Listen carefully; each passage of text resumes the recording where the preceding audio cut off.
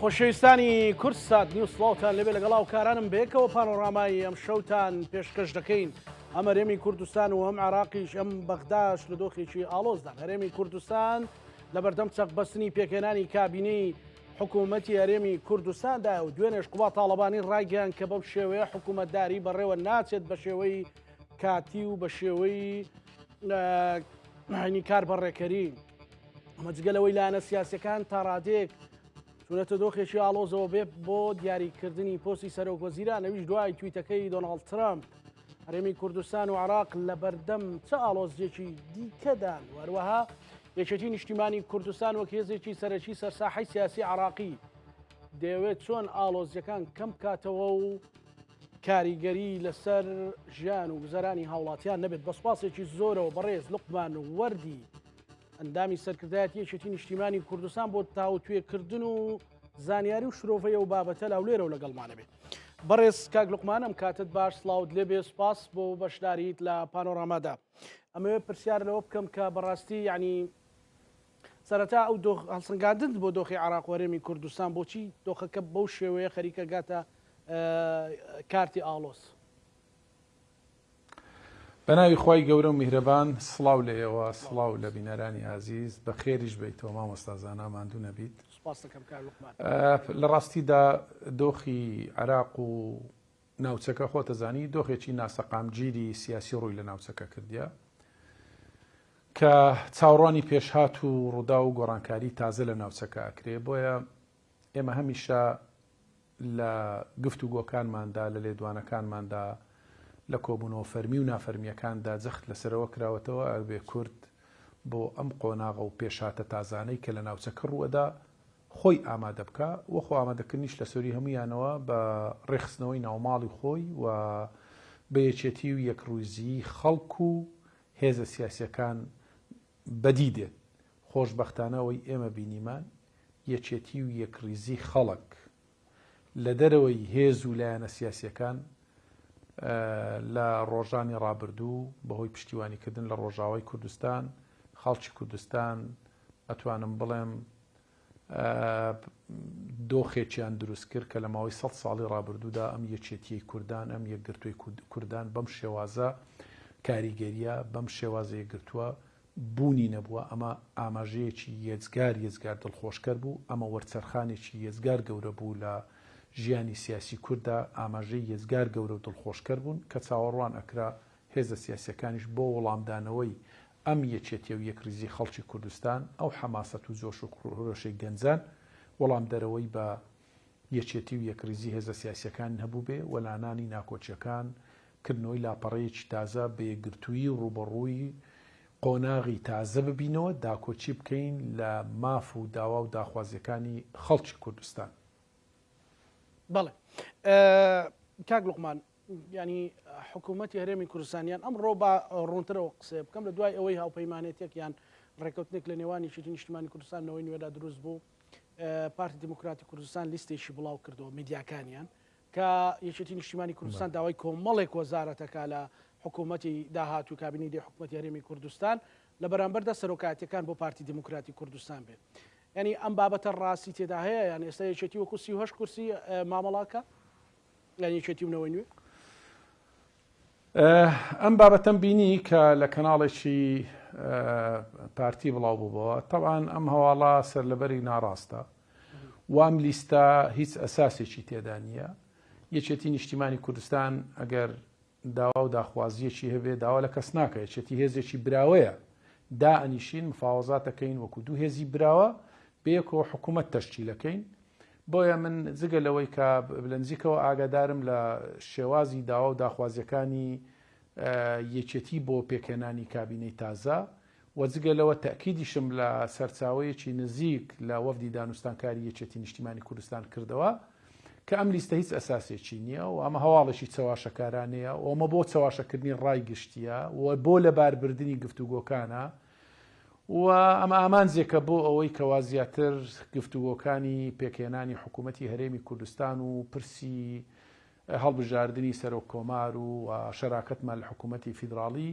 لەمپەر و ئاستەنجی بۆ دروست بکرێت چونکە ئەم قایمەی کە بڵاو کراوەتەوە لایەن ئەم دەستگا میدیایە هیچ ئەساسێکی نییە لەوە دڵنیاکەمەوە. ئێمە دوو هێزی براوە این تەکی دەکەمەوە دەرەنجامەکانی هەڵبژاردن ڕوونە ئێمە چوینە گفتوگۆ ماوەیەکی زۆر گفتوگۆمان کرد لەسەر ئەساسێک ئێمە 23 کورسیمان هەیە و سەرەتا و ئەوان 39یان هەیە وتمان بەپێی ئیستحقاقاتی هەڵبژاردن وتیان بە ئێوە ژمارەی کورسیەکانتان کەمترە لە ئێمە و ئێمە بە ژمارەی کورسیەکەن وتمان بە ژمارەی کورسیش لەگەڵمان نەهاتن کۆمەڵێک مەرجیاندانا کە من پێم وایە لە گفتوگۆی هیچ هێزێکی سیاسی لە پێکێنانی هیچ حکوومەتێک لە هیچ وڵاتێکدا شتیوانی هێزێکی سیاسی بێ بڵێت ئەم کۆمەڵە وەزارەتە ئەم کۆمەڵە دامەزراوەیە هی منە بۆت نییە باسییان بکەیت وەرە مفاوەزات لەسەر ئەمانەکەین بۆیە ئێمە نەهێڵی سوورمان لەسەر هیچ وەزارەتێک هەبووە نەقبوڵی هێڵی سووریشمان کردیە لەسەر هیچ وەزارەت و دامەزراوەیەک بکەین داوای شەراکەتێکی ڕاستە حەقیقیمان کردیە بەداخەوە لەو کاتی ئێمە نەگەیشتینە دەرەنجام ئێستا واقعیشتر هاتۆتە پێش وە واقعەوەیە کە ئێمە و نەوەی نوێ هاوپەیمانیتێکمان پێکهێناوە لە چوارچێوەی قانون لە چوارچێوەی حرفی هێزە براوەکانی هەڵبژاردن کە ئێمە 38 کورسیمان بەیەکەوە هەیە و پارتی 39 هەیە لەسەر بنەمای 38 بە 39 فەرموو بابینە مفاوەزات بۆ پێکهێنانی حکوومەت ئەبێ پارتی ئەم واقعە تازەیەش قبول بکات چونکە ئەمە بابەتێکە لە چوارچێوەی قانونە بۆ لە چوارچێوەی حرفی سیاسیە نابێ ئەم واقعە قبول نەکە بۆیە ئەم لیستەی کە بڵاو بۆتەوە من پێم وایە ئەمە یەکێکە لەو هەنگاوانەی بۆ ئاستەنگ زیاتر دروستکردن بۆ بەشێکی ڕەنگە بۆ بە ناوی لێ بنین چاواشەکردنی ڕایگشتیە یان بە هەڵەدابرنی هاوڵاتیانی هەرێمی کوردستانە ئەجینا لە دوا کۆبوونەوەی شاندی دانوستانکاری یەکێتی و پارتی کە ئاخیر قایمەی پارتی ڕادستی ئێمەی کرد بۆ پشتی پۆستەکان و شەراکەتی ئێمەش لە بەرامبەردا قایمەیەکمان ڕادستیەوە کردووە لەو کاتەوە هیچ قسەیەک لەبارەی گفتوگۆیەک لەبارەی پێکهێنانی کابینەی تازە نەبووە و ئەوان بێدەنگ بووینە و لای ئێمە بێدەنگ بوو ئیتر چوینە پرۆسەی هەڵبژاردننی سەرۆکۆمار و پێکهێنانی کابینەی حکوومەتی عێراقی بۆیە ئەم هەواڵە سەر لەبەری ناڕاستە دیسان ئێمە تەکی دەکەینەوە کە یەکێتی و پارتی دوو هێزی سەرچین لە هەرێمی کوردستاندا و مێژوێکی دوور و درێژمان لە خەبات و تێکۆشان هەیە و قەدەری ئەم وڵاتەوەیە ئەبێ ئێمە بەیەکەوە حکوومەت تەشکیلکەین بەیەکەوە مەسئولیەتی هاوڵاتیانی هەرێمی کوردستان هەڵبگرین بەیەکەوە بەرپرسیارەتی ئەم وڵاتە هەڵبگرین و شەراکەتمان لە دام و دەستگاکانی حکومڕانی لەسەر بنەمای هاوسەنجی و شەراکەتێکی ڕاستەقینە بێ بۆ ئەوەی هەردوو لامان لە سەرکەوتنەکان بەیەکەوە بین و لە بەرپرسیارەتی و کەم و کوڕیەکانیش هەردوو لامان بەرپرسیارەتی و کەم و کوڕیەکانی ئەم وڵاتە لە ئەستۆ بگرین لە بیرمان نەسێستا ئێمە لە مانجی دوینە تا ئێستا هاوڵاتیان موسەی مانجیەکیان وەرنەگرتێ لەگەڵ ئەوەی کەەوە دوو موسەی مانجە ڕابردوش فەوتاوە ئەمە بەرپرسیارەتیە ئێمە نازانین ینی بەجددی من ئەمەوێ پرسیارێک بکەم لێرە من ئێستا من خۆشم کە بە حکمی ئەوەی بە دوواداچوونی زۆر لەسەر پرسی پێکهێنانی حکوومەت و گفتوگۆ لە نێوان یەکێتی و پارتیکەم بەس من تێناگەم پارتی بۆ لەمپەر لە بەردەم پێکهێنانی حکوومەت دروستەکە و نازانم پارتی دیموکراتی کوردستان چی ئەوێ بە جددیمە ئەم پرسیارامە یعنی ئێستا گەیشتۆ جارە پێشتر پارتی باسی ئەوەیە کرد کاک لوقمان ئێستا ئێمە نازانن پارتی چیەوێ ئێمە نازانین لە ڕاستیدا ئێمە نازانین چیانی پارتیە لەمپەر دروستەکە لە بەردەم کابینەیدا بەو شێوەی ئێستا ئەمە تۆمەت بەخشینەوە نییە ئەمە بابەتێکە حەقیقەتێکە کە پارتی بە ئەنقەست پێم وایە لەمپەر لە بەردەم پێکهێنانی حکوومەت دروستەکە بۆ ئێمە مفاوەزاتی دوور و درێژمان کرد لەسەر وەڕقەیەک ڕێککەوتین کە ناومان لێنا کارنامەی کابینەی تازەی حکوومەتی هەرێم و دیدگای هاوبەش بەڵام دیدگای هاوبەش پۆست جێبەجێیەکە کە هاتینە سەر پۆستەکان ئەوڵی سەرۆکی حکوومەتی منە سەرۆکی هەرێم هی منە سەرۆکی ئەنجومەنی یاساییشی منە وەزارەتی ناوخۆهی منە وەزارەتی سامانە سروشتەکان ئەبێ بۆ من بێ وەزارەتی دارایی ئەبێ بۆ من بێ فەرماگەی پەیوەندیەکانی دەرەوە بێ بۆون بێسی دام و دەستگا دادوەریەکان لە ئەنجومەنی دادوەری ئەنجومەنی شورا وەزارەتی داد ئەبێ ئەمانە بۆ من بێ مەلەفی ئەمنی لای من بێ مەلەفی دارایی لای من بێ مەلەفی پەیوەندیەکان لای من بێ چی ئەمێنێتەوە بۆ شەراکەتی ئێمە لەم حکوومڕان لە کاتێکدا ئێوە دوو براوی هەڵبژاردنیشن کە 38 کورسیتان هەیە بە هیچ شێوەیەک ئەمە ڕوونە و ئەمە لای برادرانی پارتیش ڕوونە کە یەشێتی بەم شکڵە ناچێتە شەراکەتێک لە پێکهێنانی کابینەی حکوومەت و ئێمە نەمان شاردۆتەوە لە کابینەی ڕابردووش دنیایەک تێبینیمان هەبووە لەسەر ئەوەی کە ئەوان ناویان لێ نابوو شەراکەت و ئێمەش لە ڕاستیدا شەریک نەبووینە لەم حکوومەتە و لەو کابینەینەوە بۆیە ئەم کابینە کار بەڕێکەری کە ئێستا هەیە من پێم وایە بەمە بەس دەستێک هەیە ئەوێ درێژە بەم دۆخە بدە و ئەم کابینە کار بەڕێکەرە ئەم دۆخی ئێستا لە هەرێمی کوردستانەیە ناتوانێت لە ئاستی پێویست کێشە و گرفتەکانی هەرێمی کوردستان لەگەڵ حکوومەتی فیدراڵی چارەسەر بکات چونکە مەرزی چارەسەرکردن یەکێتی و یەکریزی و بەیەکەوە بوونە و ناشتوانێت لە ئاستی چارەسەرکردنی داوا و داخوازیەکانی خەڵکی کوردستان بێت کە ئەمە ئازانین ئەمە مانجی گەیشتی نەقۆناغی مانجی دوو ئێستا موسەی مانجی یەک ناتەوە دوو موسەش لە مانجی ساڵی ڕابردوودا فەوتاوە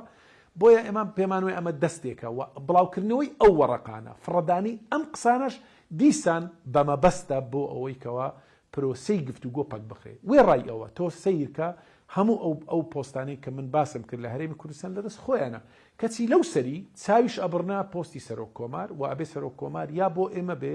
یا ئەبێ بەدڵی ئێمە ئەوە بە بەرفراوانی ئەمە باسی کەین بەڵام کاک لوقمان بەپی زانیاریەکانی تۆ لە دوای ئەوەی کە هاوپەیمانێتێک لە نێوانی یەکێتی و نەوەی نوێ پێکاتوە ژمارەکەی 38 کورسیە هیچ مفاتەحەیەک هیچ گفتوگۆیەک لە نێوان یەکێتی و پارتی کراوە لەسەر پرسی پێکێنان لە نێوان شاندی دانوستانکار هیچ گفتوگۆیەک نەکراوە وەڕقەیە باسی شەکرت تاکی دەکەمەوە 100 بارەی ئەەکەمەوە ئەمە ئەساسی نییە و ڕاست نییە یەکێتی هیچ مەرج و داواکاری نوێیان گفتوگۆیان نهێنی و ئاشکرای نەبووە لەسەر ئەو واقع تازەی کە ڕووی داوە یەکێتی لە ئێستادا سیاسەتەکەی سیاسەتێکی ڕوون و ڕاست و ڕەوانە ئێمە نامانەوە هیچ لە کۆمەڵانی خەڵکی کوردستان بشارینەوە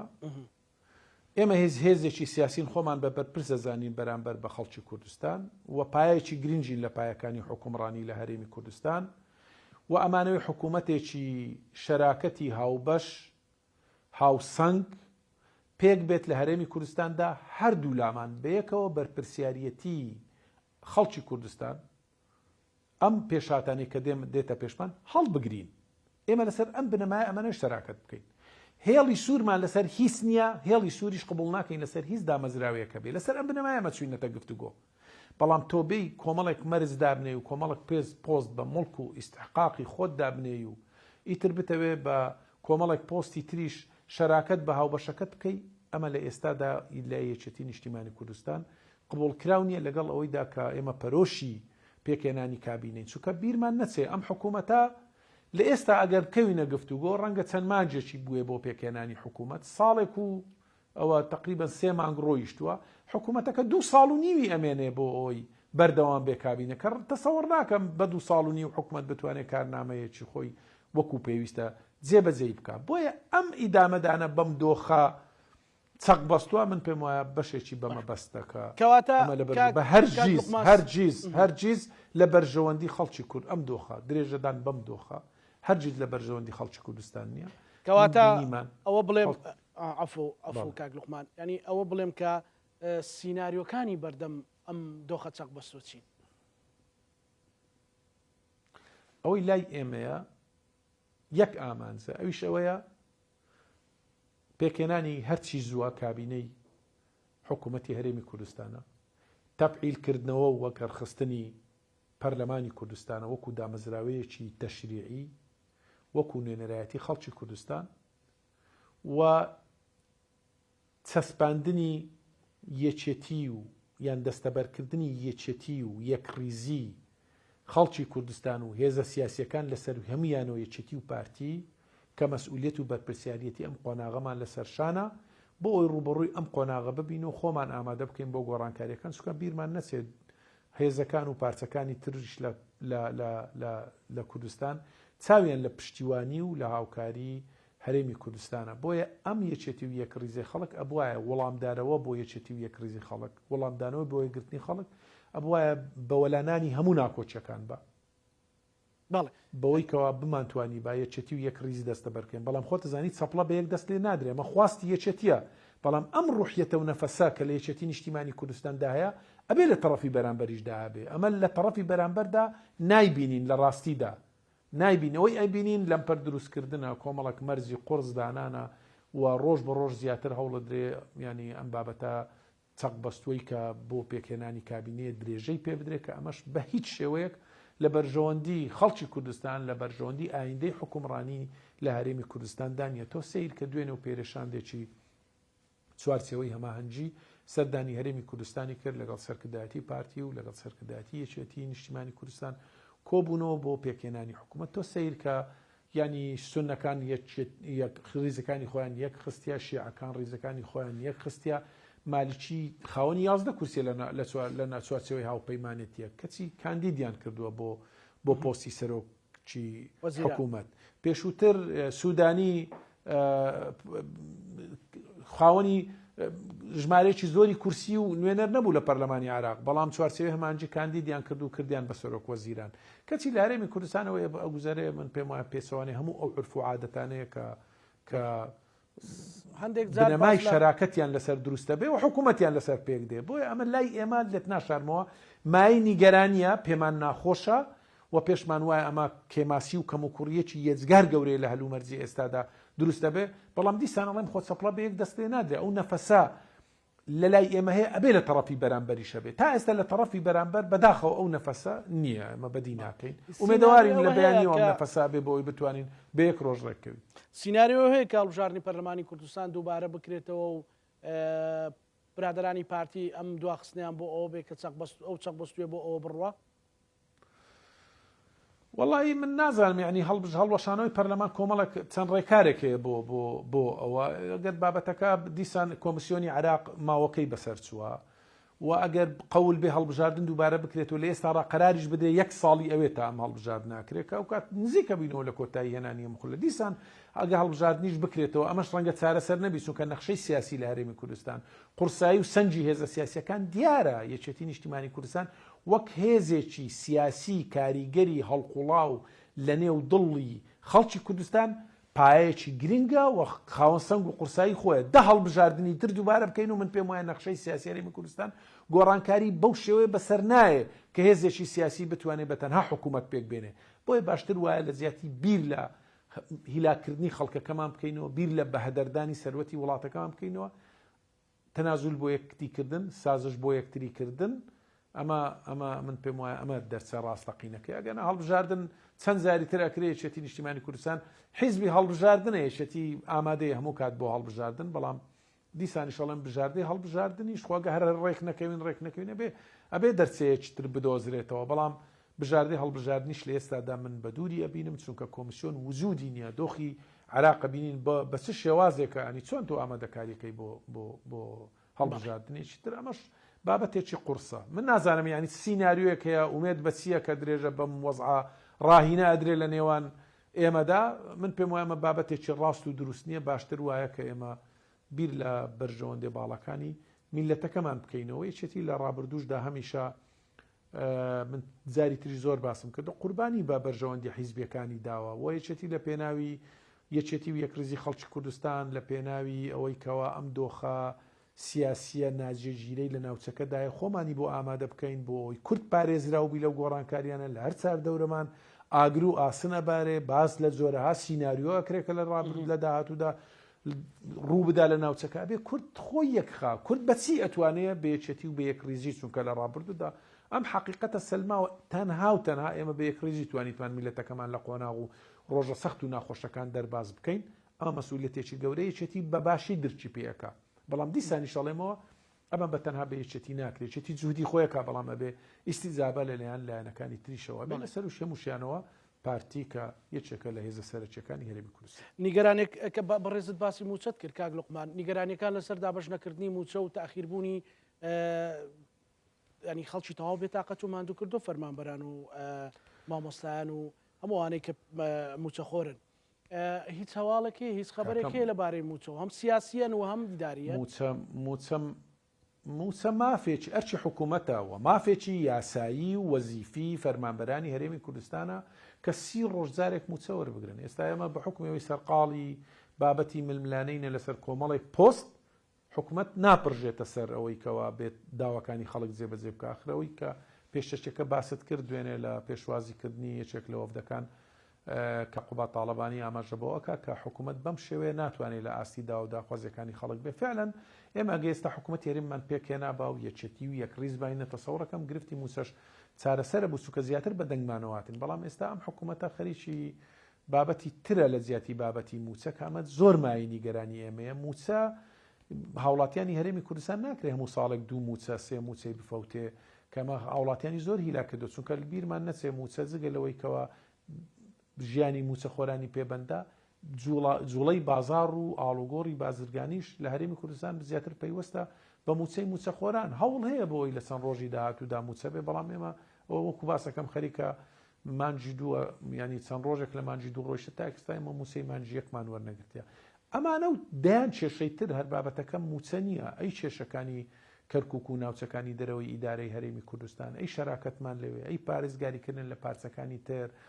ئەی هاوکاریکردنی براکانمان لە ناوچەکانی تر بەیەکەوە و داکۆچیکردن لە مافەکانیان ئەمانە هەموو بەیەک ریزی ئەکرێ ئێمە ئەگەر موسسە و دامەزراوێکی وەکو پەرلەمانی کوردستانمان کارا بواە ئەگەر ئێمە حکوومەتێکی یەکگرتومان هەبووە زیاتر دۆستەکانمان دەستی دۆستایەتیان بۆ درێژەکردین وە دوژمنەکانیش زیاتر سڵیان لێکردن ئێستا ئێمە ئەومان لێ هاتووە دوێنێ چوارچەوەی هەماهەنگی هات بێت کۆبوونەوەمان بۆ بکات و ئامۆژگاریمان بکە کە بێ یەک ڕیز بینە بێ کێشەکانمان چارەسەر بکەینە بێ حکوومەت پێکبینی بیرمان نەچێت جاران هەولێر و دووکان هەولێر و دەباشان مەسیف و دەباشان شوێنی پێکێنان و تەشکیلکردنی کابینەکانی حکوومەتی عراقی بوو شوێنی نزیکردنەوەی هێز و پێکاتە جیاوازەکانی عراقی بوو قرار لە هەولێر و لە دوکان و لە دەباشان ئەدرا چۆن چ حکوومەتێک لە عراق پێک بێ ئێستا ئێمە لە کوێین ئێستا ئەوان دێن ئامۆژگاری ئێمەکەن و نێوەنگیریمانەکەن وڵاتانی دەرو دراوسێ دێن ئامۆژگاریمانەکەن ئەمریکا دێ فشارەکاڵێ فەرموکاکە وەرن حکوومەت پێک بێنن ئێمە بۆ خۆمان هەست بە بەرپرسیارەتی نەکەین ئەمە بابەتێکە کە من پێم وایە هاوڵاتیانی زۆر ناومێد و نیگەران کردووە و بەداخەوە کە لەم قۆناغینە کاک لوقمان باسی دیسانەڵێ مەگەر نیەت ئەگەر نیەت هەبێ بۆ ڕێکەوتن ئێمە بێک سعاتە توانین کابینی نوێی حکوومەتی هەرێمی کوردستان تەشکیل بکەین نەکبێن قایمە بڵاوکەین ئەمە داوای ئەوەکە داوام کردچی بوو ئامافی خۆمە بۆ داوانەکەم ئەی خۆ هێزێکی سیاسی نایە وەزارەتێک 30 ساڵ لەسەر یەک هێز تاپۆ بکرێ و ببیتە مڵچیوی خۆ تاپۆ نییە ئەمە دوو هێزی براوین و مەسئولیەتمان لەسەر شانە یەکێتی داوای هەر پۆستێ بکە مافی خۆیەتی خۆی مەموو ئامەرە لەسەیەک ناکەین ئێمە دوو هێزی شەریکین ئێمە دوو هێزین ئیتفاقەکەین و ڕێکەوت نەکەین بۆی حکوومەت پێک بینین ئەم ئەزمونە و هەرێمی کوردستانە کە بە خوێن و خەبات لەسەر خوێن و خەبات بنیاد دراوە بۆی بیپارێزین بۆی خزمەتی خەڵکی پێ بکەین خەڵکەکە بە حەماسەتەوە دێ دەنگەداوە چێ بەشداری انتخاباتەکە هەزاران وعد بە خەڵکە درێ وعدی خزمەت گوزاریە وعدی یەکێتی و یەکریزیە وعدی حکوومەتێکی خزمەت گوزارە وعدی ئەوەی وایە کە بێ کە کێشەکانی خەڵک چارەسەر بکەین خۆ نەمان گوتێ بۆ ئەوی کێشەکان و ناکۆچەکان قوڵتر بکەین و خەڵک قەراری خۆی داوە ئەوەندە کورسێ بۆ تووە 39 کورسی بۆ تووە ئێمەش دوو هێزین بەیەکەوە هاوپەیمانێتێکمان کردووە لە قۆناغی ئێستادا من پێم وایە ئەو پەڕی هەست بە مەسئولیەتکردنە بۆ یەکێتی و یەکریز دەسەرکەین 38 کورسیمانێ تۆ 39 تەیە فەرمو تۆ بە 23 بە 39 ڕازی نەبووی حکوومەت پێک بینین ئێستا بە 38 بە 39 فەرمووەرە حکوومەت بەیەکەوە پێک بین چیت ئەوێ من نازانم ئەگەر بابەتەکە بەمەبەست نەبێ کە تۆ لەمپەر لە بەردەم پێکەنانی حکوومەت دروستەکەی بەداخەوە ئێمە نیگەرانین لەوە بەڵام دیسانەڵێ مۆچی بکەین ئێمە هێزێکین بە تاکلایەنە یەکێتی و یەکریزی پێک نایە ئێمە زۆر سازشیشمان کردووە بیرمان نەچێ ینی ئەمە ئەڵێ سەرۆکی حکوومەت بۆ منە سەرۆکی هەرێم بۆ منە ئەو دامەزراوەیە بۆ منە ئەمە هەر نابێ باسی بکەی ئەمە هەر نایەنمە مفاوەزات ئێمە بەم شکڵە ناتوانین حکوومەت پێک بین ناتوانین بەم شکڵە شەراکەت بکەین ناتوانین بەم شکڵە بەرپرسیارەتی هاوبەشی لە وڵاتە وەربگرین بەرپرسیارەتی هاوبەش لە وڵاتەوەیە نیەتمان لەگەڵ یەک پاک بێ ئێمە بە نیەتێکی پاکەوە چین بەشداری لە حکومڕانیەکەین خۆمە ناچین موامەرە و ئینقلاب بەسەر یەک دیگا بکەین بۆیە ئەوەی ئەگوزارێ لە ڕاستیدا ئۆباڵەکەی لە ئەستۆی پارتی دیموکراتی کوردستانە کە تاکو ئێستا حکوومەت پێک ناتوە مەسئولم لەم قسەیە بەرپرسیارم لەم قسەیە ئۆباڵەکەی لە ئێمە نییە ئێمە زۆر هاتووینەت بێش زۆر سازشمان کردە زۆر نەرمیمان نواندووە بەڵام ناکرێتەوە کۆی جومگە هەستیارەکانت لای خۆ بێ ئیتر پەلاماری پۆستەکانی تریش بێ لە بەغدا بڵێ کاکەم پۆستانەش ئەمە هەمویان بۆ منە و ئەوانە بۆ من باشە و ئەو کۆمەڵە جێگر باڵێ زۆر باشە کاک لوقمان وەزارەت کە ڕەنگە ڕۆڵیان نەبێت بۆتە باشە ئەمە شەراکەت بەم شکڵەن ناکرێ بۆیە ئومێدەوارم کە ئەو ڕووداوانەی کە ڕوویاندا و ئومێدەوارم کە جۆرێک بە خۆداچوونەوە هەبێت کە بەرپرسیارەتی هاوبەش لە وڵاتەیە بتوانین قرار بدەین دیسانەڵێمەوە بێک سعات حکوومەتی هەرێمی کوردستان پێک دێت بێک سعات حکوومەت پێک دێت ئەگەر قرار ئەگەر نیەتەکە نیەتێکی باش بێت بەڵام ئەگەر بابەتەکە بە بەهانە و بەهەنجەت بێت بێگومان ئەگەینە ئەو دۆخەی کە گەیشتینە بەڵێ ئێستا ئەوەی کە لەسەر شاشەی کورسات نیوز زەڕوان نووری مالیکی کە بەربژێری چوارچێوەی هەمانجێ بۆ پۆستی سەرۆکوەزیرانی داهاتووی عێراق دەڵێ ناکشێمەوە زانیاری هەڵە دراوە بە دۆناڵد ترەمپ ئەو خەڵکانێک لە ناو خۆ بە پارەوەیان کردو و ینی وستویانە زانیاری لەسەر من بدەن ینی لەسەر من نا لەسەر نووری مالیکی دوێنێش وەکو جەنابەت وتت کە چوارچێوەی هەمانجی لە هەولێر و لە سلێمانی بوون بە دوو وەرەقەی جیاواز ڕۆیشتنەوە بە دوو وەڵامی جیاواز ڕۆیشتنەوە ئەم لەبارەی ڕەنگە سەرۆکۆزیرانەوە بێم لەبارەی سەرۆک کۆمارەوە بێ یەکێتی نیشتیمانی کوردستان ئامادەی ئەوەیە کە کاندیدێکی هاوبەش لەسەری ڕێبکەون بۆ سەرۆک کۆماری داهاتووی عێراق جارە ئێمە بابەتی کاندیدکردنی بەڕێز نووری مالیکی ئەمە بڕیاری چوارچێوەی هەماهەنگیە ڕێز لە بڕیارەکەیان بژیرێت ئیرادەی خۆیانە گرفت هەیان نییە هەوڵەدەن بۆ چارەسەرکردن بێگومانمەش بەشێکە قەیرانێکە لە قەیرانە سیاسیەکانی عێراق بەڵام بۆ بابەتی پرسی سەرۆک کۆماری استحقاقی یەکێتی نیشتیم پشتی کووردە لەناو پشتی کوردیش استحقاقی یەکێتی نیشتیمانی کوردستانە بۆ یەکێتی قەرارەدا کاندیدەکەی چێ بێت ئێمە قەرار دەکەین کاندیدەکەمان چێ بێت باش ئەگەر قەولە بڵین کاندیدی هاوبەش باشە با بۆ سەرۆشی حکوومەتی هەرێمی کوردستان و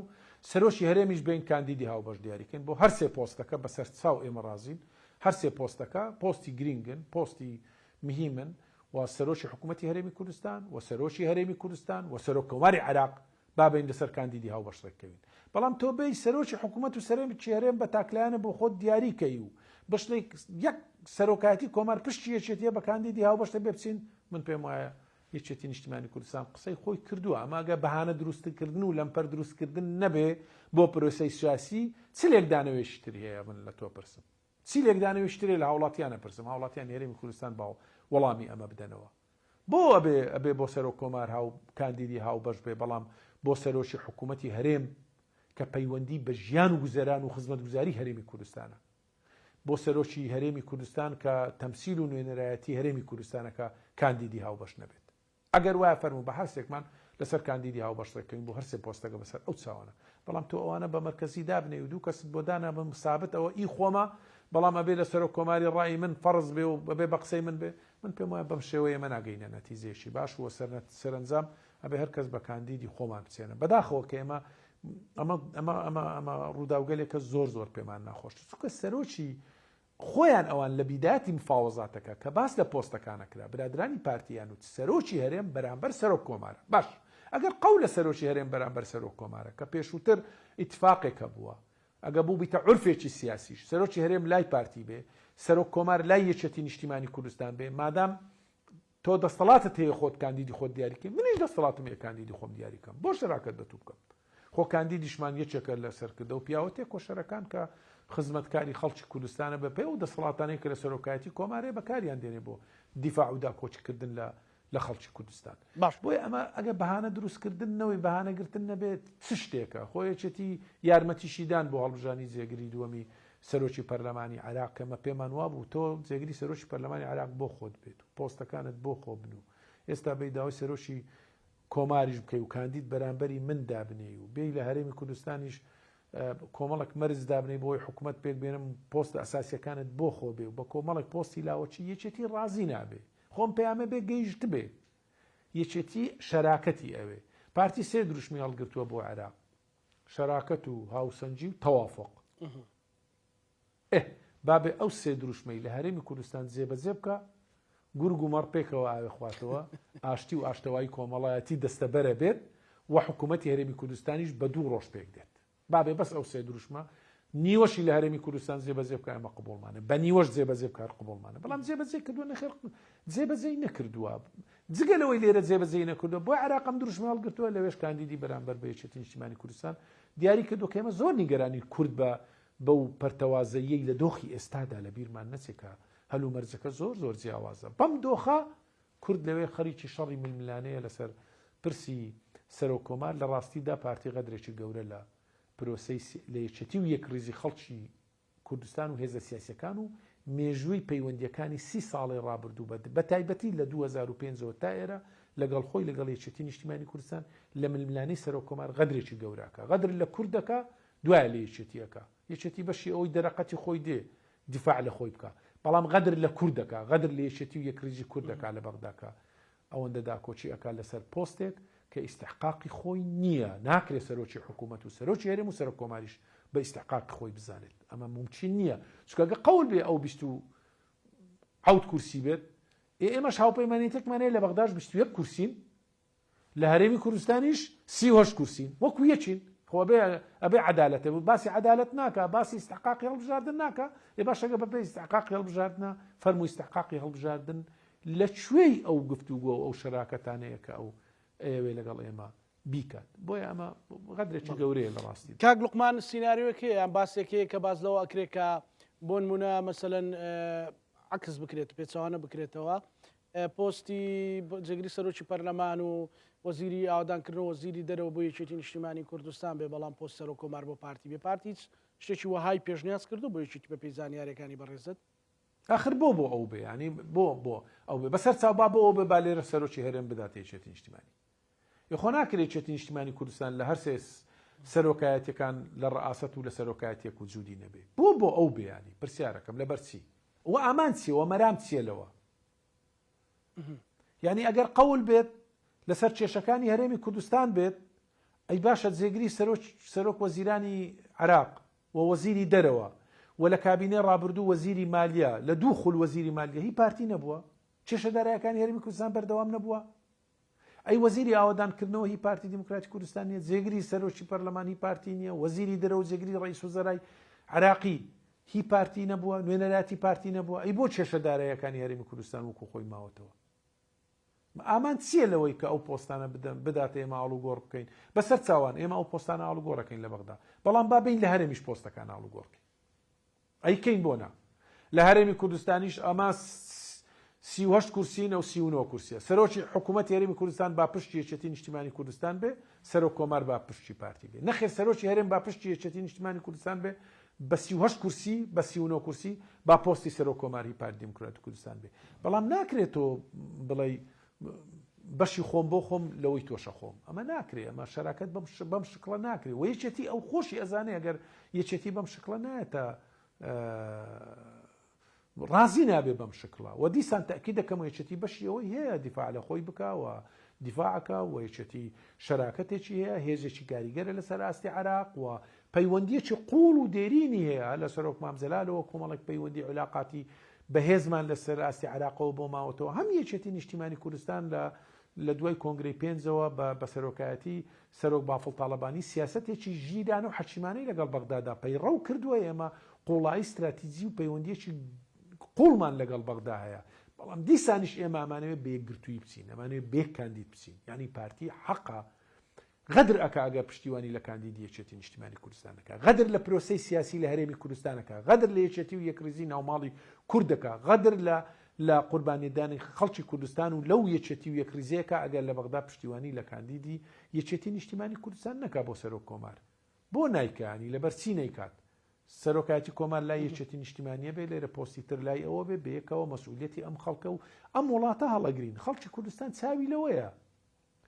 خەڵکی کوردستان چاوی لە یەکریزیە خەڵکی کوردستان لەگەڵ یەکریزیە بڕوان پێ بکە ئەو دەنگدەرانی دەنجیشیان بە پارتیداوە لەگەڵ یەکریزی خەڵکی کوردستانن ڕازی نین لەم شێوازە مامەڵەکردنە لەگەڵ دەرەنجامەکانی هەڵبژاردن بە هیچ شێوەیەک خەڵک سەقامگیریەوەیە خەڵک لە سایەی سەقامگیری سیاسی ئەتوانێت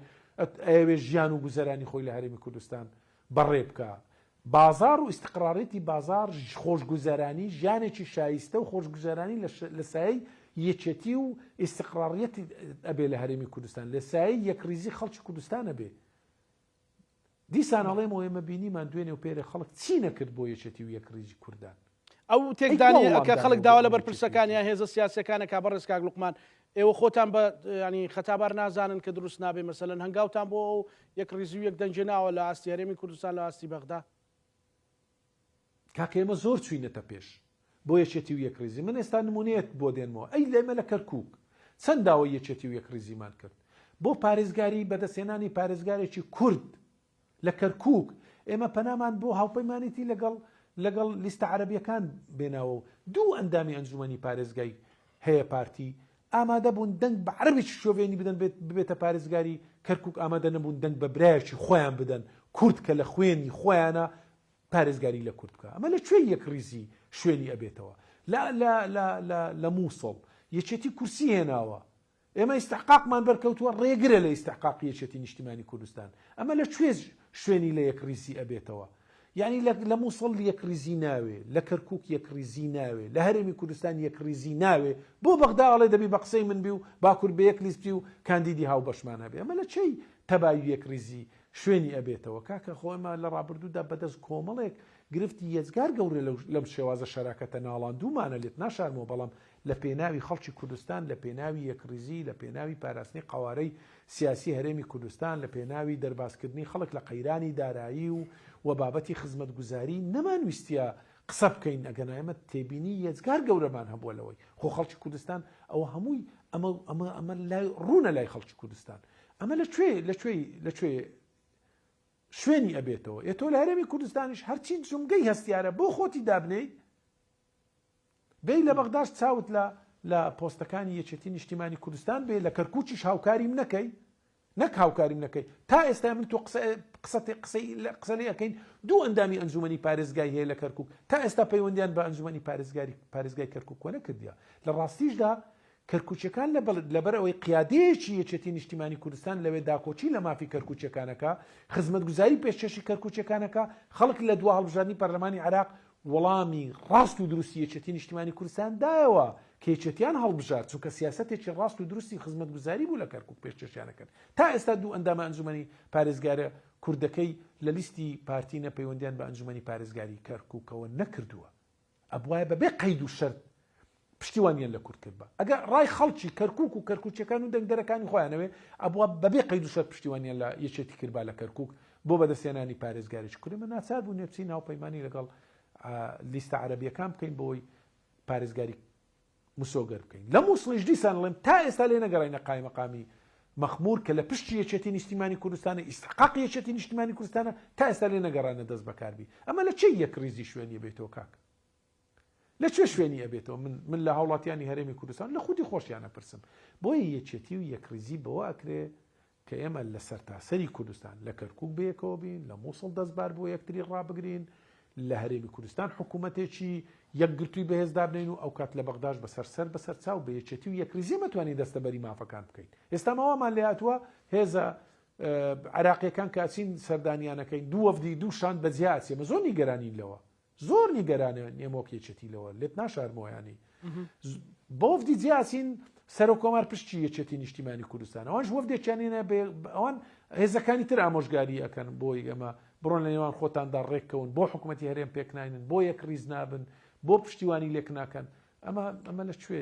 لەکوێ هەستکردنە بەر پرسیارەتی لەم دۆخەدا یەکێتی نیگەرانە لەوە بەس دیسان ئەڵێمەوە خۆ چەپڵە بە یەک دەستێ نادرێ خۆ یەکێتی ناکرێت لە مێژووی خۆیدا یەک دنیا تەنازولاتی کردووە لە بیرمان نەچێ لە 2005 یەکێتی حکوومەتێکی لە سلێمانی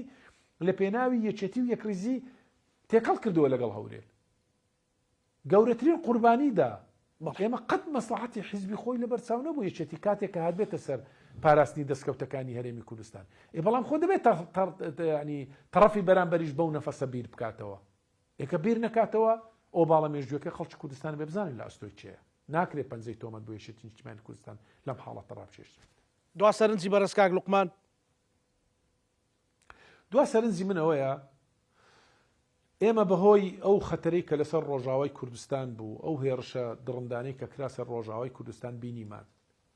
خەڵکی کوردستان یەکێتی و یەکریزی کوردستان لە مێژووی کورد لە مێژووی عەرەب تورک فارس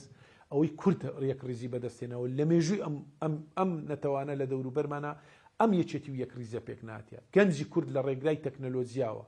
لە ڕێگەی سۆشیال میدیاوە یەکێتیەکی دەستەبەر کرد پەیامێکیاندا کە لە ماوەی 100 ساڵی ڕابردوودا نەتوانرایەوە ئەم یەکێتی و یەکریزە پێک بێ بیرمان نەچێ عەلەویەکان قەتڵ و عام کران دروزەکان ڕیژیان تاشرا و قەتڵ و عام کران فەڵەستینیەکان لە غەزە چیان پێ نەکرا نە عەلەویەکان هێزە شیعیەکان توانیان دیفاع لە عەلەویەکان بکەن نە دروزەکان بە پشتیوانی ئیسرائیلیش توانیان ئەو دیفاع لە خۆیان بکەن نە عەرەبەکانیش توانیان لە غەزە ئەوە بکەن قژی بڕینی قژی کچێکی شەروان گەنجی کورد لاوی کورد یەکێتی کوردان دنیای هێنا سەرخەت دنیای هەژان لە وڵاتانی ئەوروپا 10 دەرەجە لە ژێر پلەی سفری سەدی گەنجی کورد لەسەر شەقام بوو ئێستا خەڵکی کوردستانەوە مەسئولیەت و بەرپرسیارەتێکی گەورەیە هەرێمی کوردستان دەسەڵاتدارانی سیاسی حکوومەتی هەرێمی کوردستان بەڕۆح قەرزداری ئەم یەکێتێنێتەوەی ئەم گەنج و لاوانی خەڵکی کوردستانە ئەبوایە وەڵام دەرەوەمان لەو ڕۆژێک کە خەتەر لەسەر ڕۆژاوا بوو ئەبوایە کۆبوونەوەی کرابە دەستمان لەسەر برینەکان نابە یەکێتی و یەکریزیمان پێک دروست کردبە حکوومەتی هەرێممان دروست کردبە بێ کاندیدیش سوباینە بەغدا پارتیش ئەعلانی کردبە کە پشتیوانی لە کاندیدی یەکێتی نیشتیمانی کوردستانە بکە بۆ یەکێتی نیشتیمانی کوردستانیش وەڵام دەرەوێکی باشی لە هەرێمی کوردستانە بە حکوومەتمان دروست کردبە خواستی کورد خواستی شەقامی کورد ئەمە بوو نەک سەنگەرکردن و تۆمەت بۆ یەکتری دروستکردن بەداخەوە کە ئێمە وەک یەکێتی زۆر نیگەرانی لەم دۆخەی کە ڕوویدا. سپاس بۆ بەڕێز لوقمان وەردی ئەندامی سەرکردایەتی یەکێتی نیشتیمانی کوردستان لە شاری هەولێرەوە لەگەڵمان بووین. بەشەیستانی کورسات نیوز لەگەڵ هاوکارانم بە یەکەوە پانۆڕامای ئەم شۆمان پێشکەشکردن ئەمەلایەکتان ئەمانەتی خوای گەورە بن خواتان.